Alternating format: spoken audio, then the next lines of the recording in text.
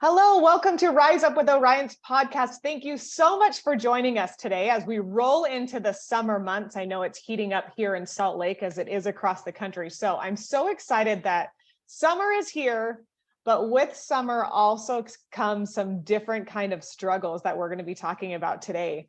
So I would love to welcome Laura Sexton back. She is back on our podcast. She was with us in 2022.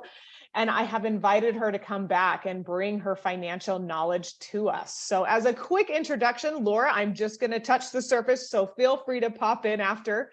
But Laura is a wife and a mother of 4 children. After her own journey of paying off nearly $380,000 of non-mortgage debt in 3 years, she became a financial master coach trained by the Dave Ramsey organization. Today, she focuses on coaching clients to stop paying for their past and start saving for their future. So Laura, thank you so much for joining us again. I am so happy to be here with you. Since we talked last, anything changed with your bio that I didn't mention?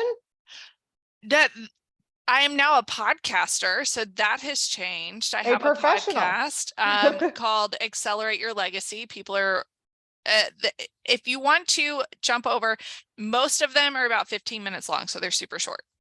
Yes, I love it. Nuggets. Yeah. Yes. Oh my gosh, you can binge listen to those on airplanes. That's how I do it. I love it. So Laura, we are talking about not burning your paycheck this summer. Hopefully we're not burning anything this summer. But I would love to kind of start out by, what is so different about summer? Why are we typically, more than half of us, based on the statistics, are spending more money? So why is that? What's happening? I think there's just this feeling of freedom. There's something about the way our schedules are set up when we are children, right? Because everything starts from a young age. Our habits with money typically will start to form when we are between 7 and 9 years old. So when we're those age, if you look back at it, you were in school and there was all of this drudgery and it was hard. And then you got to summer vacation, you're like, freedom, and now you're free. And so we get a little fast and loose with our money. And we need to say, okay, guess what? We're not 7 anymore. We're going to have to bring it in a little bit. So we do have some of that feeling of freedom. The weather's warmer. So we tend to have a little bit of just the way that our bodies operate. We're not as heightened because we have those warmer temperatures. So we tend to slow down in our progress. But that also means I don't really feel like cooking today, so I just want to go buy something. And some of those habits that we have during the school year tend to go by the wayside in the summer months, even if we're not in school. Yes. And, I think about it as well. Both of us are mothers that we mentioned earlier. I know for me, once summer camps start and trying to entertain my children, everything costs money. Summer camps, for those of you that are in this world, they're astronomical. It's crazy. So again, it's one of those where, there's another element for those that are caretaking either your children or other children or even grandkids. All of these things cost money, and during this school year, we can put it a little bit in cruise control for some people. And so there's that element as well. I will say that already today, and where I am, it is 11:04, and my kids have asked for snacks, I think 37 times. Right. I think that's about correct. And I'm just like, we've had breakfast. We don't need a snack. They're waking up later, so they had breakfast later. And I'm sitting here going, you're bored already. It's 11:04 and you're already bored. Okay, great. Like, let's do a chore. And they're like, I have to do a chore for a snack? I'm like, yes, you need to get up and do something to warrant having a snack. Yeah. So yes, I understand. Absolutely. Goodness, it's crazy. It is crazy. So speaking of that, what's difficult about our topic today is that we're spending more money. Over 50% of Americans spend more money during the summer months. But at the same time, we're trying to stick to a budget. So Laura, how do we make a crash course budget for, summer travel or planning for that? Because we're in it already. So we're not pre-planning, we're in it. So where would you suggest we start? I think always when you're making a budget, you have to create your priority list. You have to determine what's most important, because if you don't tell your money where to go, you're going to be wondering where it went.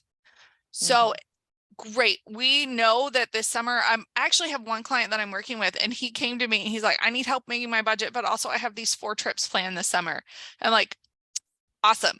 Like, the money's already been spent. We're already going. So what are we going to do to get you to where you can go on these trips? And what I want most for people is for them to go on vacation and not bring it home.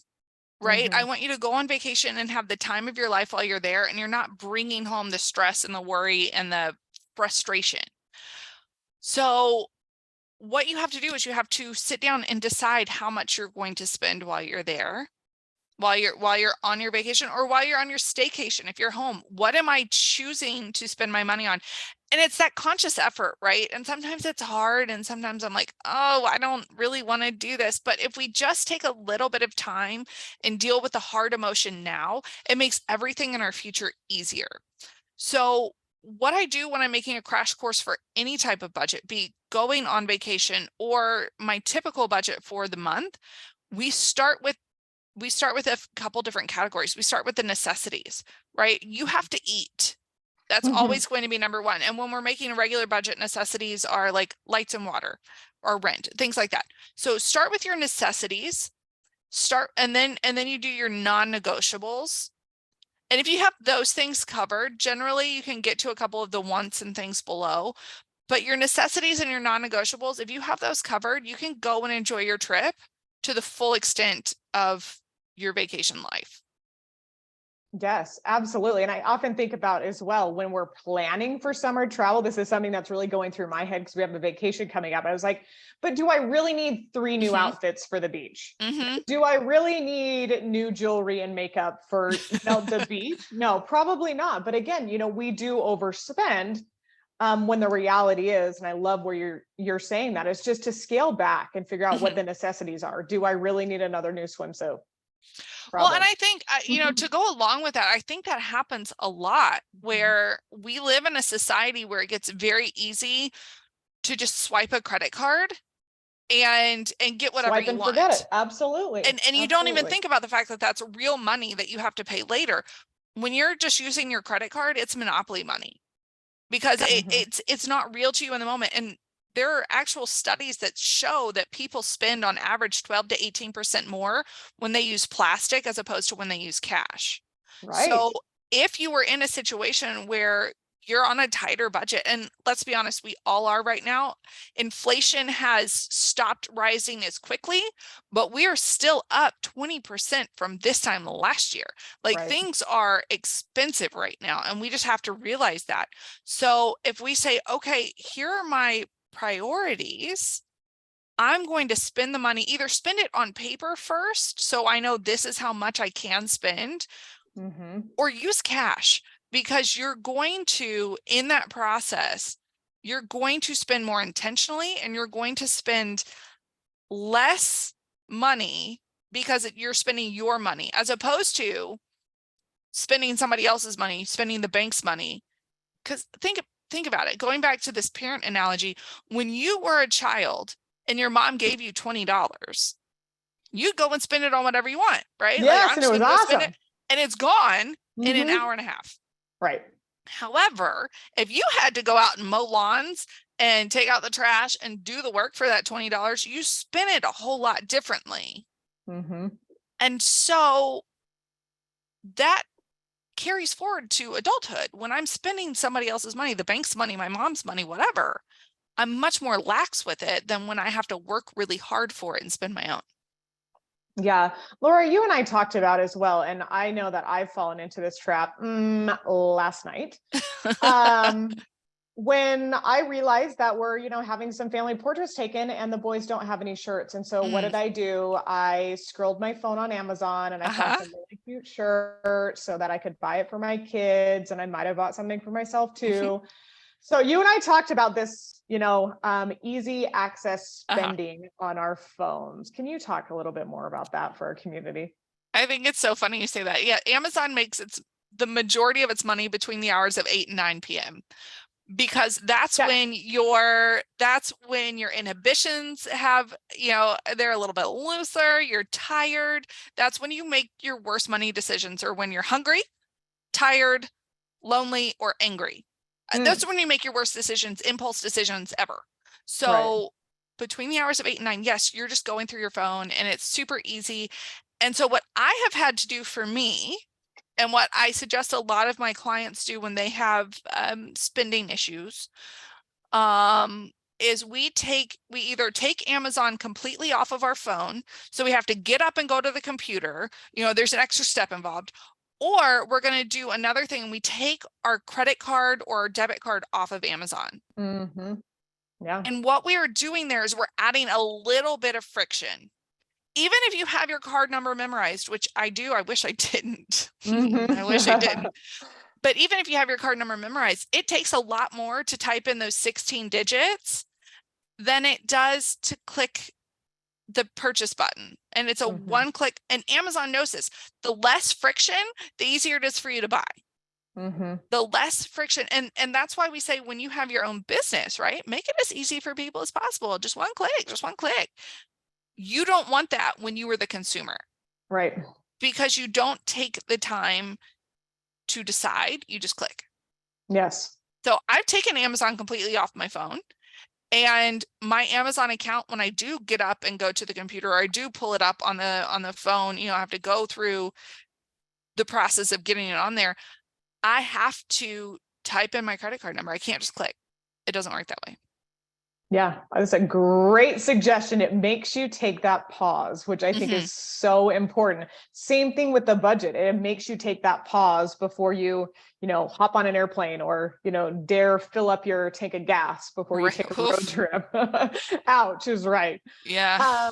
So Laura, let's talk a little bit about those who maybe don't have the budget right now. If overspending, maybe in the last season isn't allowing them to do some summer travel or expensive fun.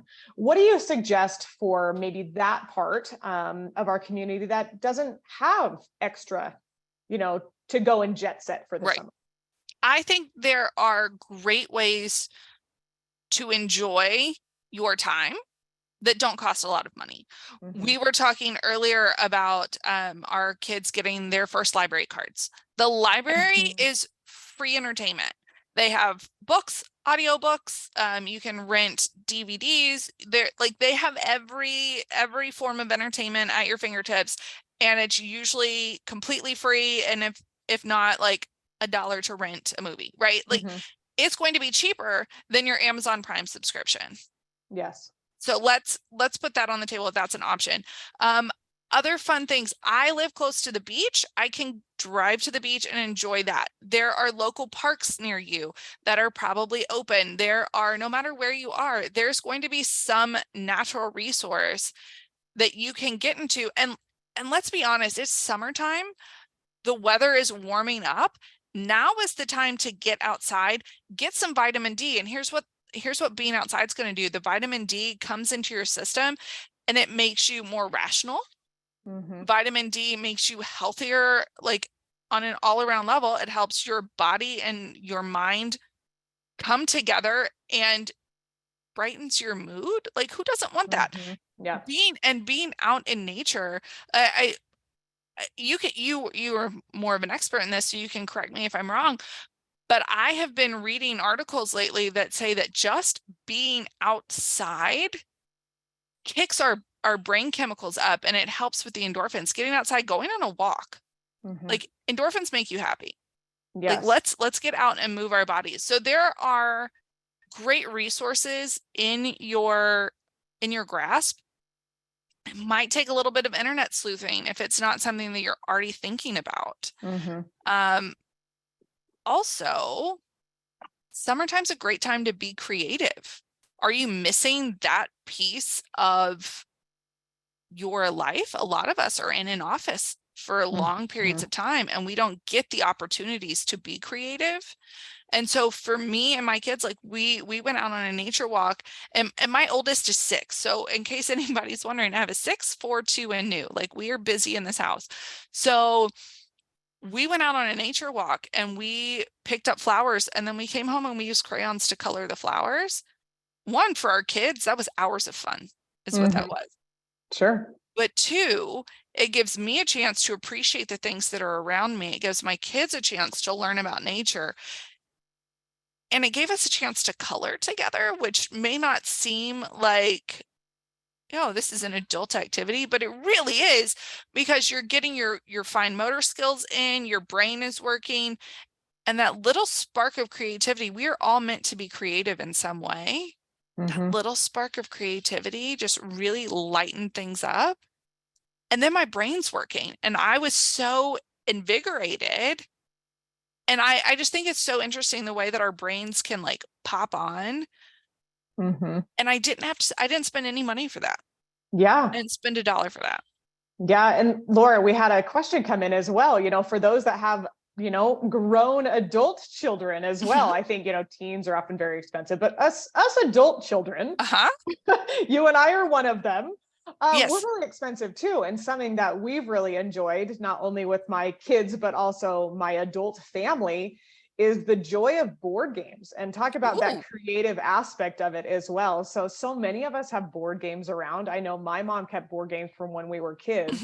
And we are whipping them out, and it is hours of fun. And again, it is no dollar spent unless we're having dinner on top of it or making that. But again, there's so many of these things that as adults, we don't do anymore. And again, to kind of revive that and have recess as adults is so fantastic. But I also wanted to tap into your creativity as adults as well. There's so many, online resources for, crafts and things that we have sitting around. And again, bringing creativity into even the board games is kind of, one of my adult type activities that, again, doesn't cost a lot of money, but it brings that social atmosphere together. Well, I love it. I love that you say that, because what it sparked in me just right now is this community aspect and how important that is. And we can have community without spending a lot of money. Just because we're grown doesn't mean we have to go spend all of our money out at a restaurant to enjoy being around people. One thing that we really like to do, my community has come together. One of my very good friends, she makes delicious barbecue. So we'll go over to her house and we have all of our groups of friends. She makes the barbecue and we bring everything else. So even if you're like, I want to have a big 4th of July party, but I'm on a budget, a great thing to do is say, okay, I'm going to bring this. I will provide my house. You guys bring everything else. Or I'll provide my house and the main dish. You guys bring everything else. And it's not saying, guys, I'm too broke, I can't bring all the food, right? Like, no, we're coming in together as a community and we're supporting one another because costs are high. So yes, I don't have to clean up. Right? Like, this is your house. I don't have to put anything away at the end of the night. This is all you. You're providing that for me. So let me help and provide for you. I think we need to get back to this idea of community. And yes, if you have grown children, let them participate. Let them bring something to the table. I can remember when my grandmother was starting to get older. My grandmother passed away due to cancer. And she was trying really hard. She always wanted to make everything. And we finally were like, Grandma, let us help. Because we're a big family. I have 9 brothers and sisters. Like, there are a lot of us, right? And we're like, let us help. So finally she was like, oh, okay. Well, you guys bring something. And we had some interesting things for dinner for Thanksgiving that year. And some of them weren't that great. And we really kind of wish Grandma had made them. But she didn't have to do all of the work, and we got to be a part of it. And it was just a different, fun experience. And I just want to encourage all of you, especially with older kids. One of my favorite things to do is to sit down and make a meal with my mom. Yeah. And I talk all the time about legacy and the legacy that we're leaving. Legacy is not just dollars and cents in a bank account. Some of that legacy is sharing a recipe. Some of that legacy can be sharing stories over a really good meal. Yeah. What you pass down is your legacy, and doesn't just have to be money. For sure. And I even think, Laura, as I think about that as well, as movies, you just brought it up from the library to rent a $1 movie. Yeah. really fun idea that happened, for all types of adults and children within our neighborhood is someone just hung a sheet on their fence and used this projector that they, stole from their Fun. office for the weekend. And everyone just came over, and I think we were watching like Nacho Libre or something, some horrible adult movie. And the kids thought it was funny too. Yeah. But it was one of those where, again, with a little creativity, Mhm. something like that occurred, and we're not spending, okay, let's be honest, you're out probably $50 if you're taking your whole family to the movie, um, with everything on top of it. I just took my kids to the movie. I think that's going to be our one summer expense because it cost tickets to the movie, Mhm. popcorn, drinks for everybody, $90. Yeah, Not even like crazy. what happened? Mhm. And I was sitting here Yeah, going, you know what? That's their one thing that they're getting this year. We're just gonna have pool days for the, for that's gonna be it. We're gonna have pool days and library time and maybe a park or two. And I can't fathom spending that kind of money on a regular basis, Mhm. period. I have bigger goals in my life that I want to achieve. I have big dreams for my money. Mhm. And so those things that in the moment they're fun, and like we created a really cool memory. I took my kids, some of them it was their very first time in a movie theater. It was an awesome memory, and I'm so thankful that we did it.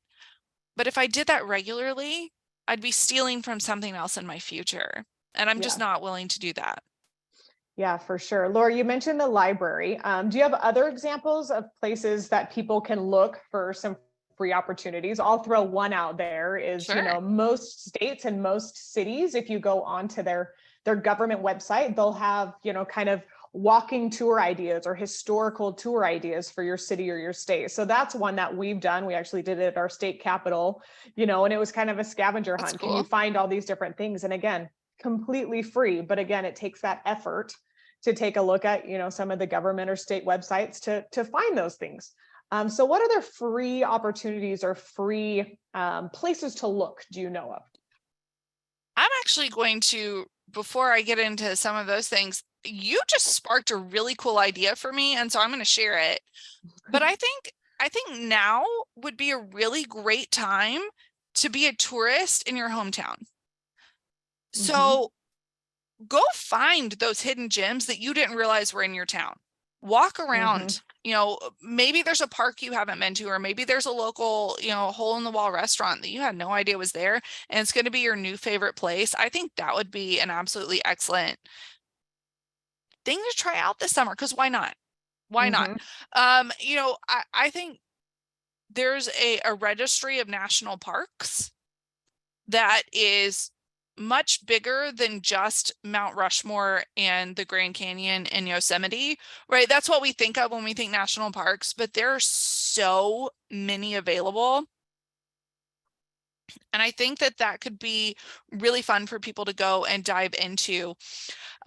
Most cities have similar things to what you were saying, where they have newsletters. You sign up one time and they'll send out, here are the free activities that are happening in our area this week. Mm-hmm. I know we sign up for the kid one in our Yep. area, and we get free things sent to us weekly in my inbox. I don't have to go look for it. It just shows up. And it's like, oh, Mm-hmm. look at all these free things to do. Um, you're what, oh goodness, what is that place called where it's the city and wow, my brain just stopped. This is what happens when you have 4 children and one of them doesn't sleep at night, right? Um, it's not the Civic Center. It's, you know what? It'll come to me. Great. Why don't we move on so I can come up? What is It'll this come back. word? It'll come back right when we're saying something. So I do have another Right? question. Yes. Okay, Because great. the summertime obviously allows for most of us some extra time, or maybe the time is Mhm. just different. Is it possible, from your financial coach expertise hat, is this a time that we actually could use to plan ahead for, there's a big season coming up, it's called the holidays. Uh-huh. Is it even possible to use these summer months for something like that? The days are longer for sure in the summer. So yes, it feels like time is different because of daylight savings and things like that. I personally start saving for Christmas on January 1st. I think that it's really important to go ahead and start making those plans. Taking some time, if you have extra time at night, the lights are still, the sun's still up and you just go outside on your porch. I'm a big fan of sitting outside with a cool beverage and dreaming about what, the future can hold. I'm a big proponent of future planning because we don't have to plan things out in detail, but the more detailed the plan is, the more likely we are to stick to it. So if we think about, hey, the holiday season is coming up, usually, I mean, I don't know about you guys, but I've heard the rumor that Christmas is on December 25th this year. And so I know that if I can save up some money now, I can get there eventually. And then I have the money to make that holiday magical, and I'm not having to pay for it in January. I can keep, I can start saving for it in June. And then I'm not continuing to pay for it with interest penalties added on top. Right. So yes, summertime is an excellent time to plan ahead for the seasons that are coming. I also think that it's just a really great time to regroup. They say that there are two beginnings of the year. There's January 1st, and then there's August when school would start. So you can kind of take this time to regroup and replan and figure out what you want for your life. Like any day is a good day for a New Year's resolution. I don't think it has to be on the 1st. If you say that today's the day that I'm going to start planning for my future, today's a really good day for that. I am a big proponent, as you said in the beginning, my tagline is stop paying for your past and start saving for your future. Today is the day. The day that I changed my life was not the day that I finished paying off $372,347 of debt. The day I changed my life is the day I decided I was not going to live like that anymore. My future changed the day that I said, you know what? This car payment is stealing from my future. That was the day that my life changed. So if today is the day that you decide, hey, I'm going to take control of my financial future, like today's the day your whole life gets to change. So making the plans starting right now, moving forward, that's really where you want to be. And I highly encourage people to sit down and look at their numbers and look at what they want for their life. Because if you know where you're going, it's a much more exciting journey than if you're like, well, I'll get to the end eventually. Like, no, I mean, you can go on a road trip and it might be okay and you might get somewhere cool. But if you say, hey, I'm going to drive from California to Daytona, what stops do I want to go on along the way? Like, let's get there. But I also don't want anybody to hear me saying, oh, plan for your future. I can only have fun in retirement, because I don't believe that at all. I think that you should set yourself up for a life where you get to enjoy life while you're living it, but also so that when it comes time to retire, we can be like, done with this work thing. I'm going to go and enjoy my future. That is what I want to set people up for, as opposed to, oh, no, sorry, guys, you can only have fun once you retire. You have to work right now. Like, that's not my philosophy. So I don't want anybody to hear that. Like, you can't, I'm never a plan far ahead. Just plan ahead. Plan for tomorrow, plan for next week, plan for next month, but like make a plan. Yes, exactly. 1 year, 5 year, 10 year, 50 year. Yeah, exactly. Well, and Laura, as I was thinking about it as well, in terms of planning, I had mentioned it earlier that, of course, I Amazon shopped and bought my kids some shirts for family portraits. But again, there's something to Christmas in July as well. So again, as I thought about that, I was like, oh, this is perfect family portraits. I'm going to be able to give these portraits out for Christmas. So again, talk about family planning, and planning for the holidays. Again, it seems really disjointed when I think about it, because I did just spend money and I'm spending money on portraits. But the reality is it is kind of preparing, for a different kind of giving this year. And so sometimes our summer travels are going to bring little things to the table that maybe could be preparing for Christmas, as I thought about, re-gifting that. So that was kind of exciting. A 2 for 1. Chamber of Commerce. There you are. She got it. Chamber of Commerce. I was like, it's going to come to me. There you go. Yes. Check it out, folks. It's online. Exactly. Great place to look for sure. Oh, okay. For sure. Good job. See, it's there. It's there. It came back before the podcast recording was over. Congratulations. Thank you. So Laura, as we're winding down in our last couple of minutes, as your financial coach hat that you have from budgeting for summertime as well as budgeting for the summer, I would love for you to give our listeners your top 3 to 5 tips on how to be successful in their financial journey that might be right in front of them right this second. So how can people be successful? So the first thing's what we already talked about. Make a plan. What is the old adage? If you fail to plan, you plan to fail. Mm-hmm. If you were just flying by the seat of your pants, it is difficult to make progress in your money. If you make a plan to be successful with your money, you will be, barring some horrible, unexpected meteorite fiasco, right? I also think that another thing that society has not set us up for this, but if you get rid of your debt payments and you stop paying for your past, literally paying for things that you have purchased in the past, and you start focusing your money forward, you are going to be much more successful. And I'll just take a second to talk about that. If you have a typical car payment right now in America is $500. If you stop paying that $500 to Toyota Motor Company and you start investing it in something like an S&P 500 like index fund, like nothing fancy, we're not going to get crazy, that's going to gain on average 10 to 11% per year. Your $500 in 30 years is $1 million. Mm-hmm. Yeah. I mean, without fail. So your car payment is stealing $1 million from you. So stop with the car payment. Like, just change that.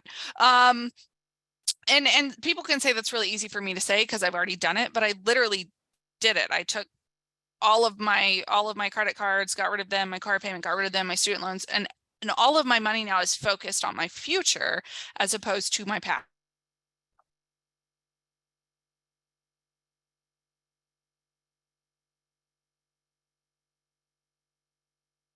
We might have frozen for a second. Let's see if it comes back, folks.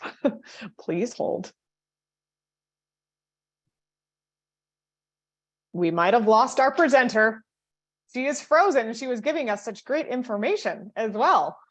So we'll see if she comes back. But again, I did want to add in as well a little bit of, my insight as well is, Laura didn't pay off all of her debt, nearly $380,000 overnight as well. So she was probably going to go there before she froze. But again, a fantastic, there she is. She's back. What just happened? That's okay. I was just saying that you didn't do all of this overnight. And so again, I kind of continued your conversation, which again, it was little baby steps. Yes. Again, your debt didn't just disappear overnight. So the small steps, and for any listeners that are out there that do have a lot of debt on the back end that you're still paying for your past, it's one step at a time. Yes. So again, passing it back. Go ahead.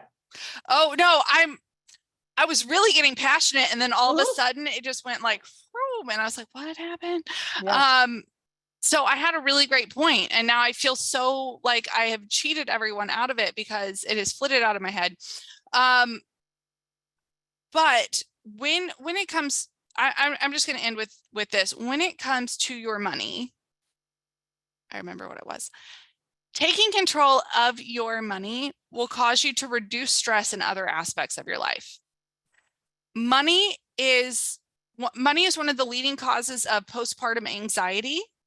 Money is a leading cause of anxiety in general. It's a leading cause of divorce and marriages because it causes fights and tension. And money touches everything.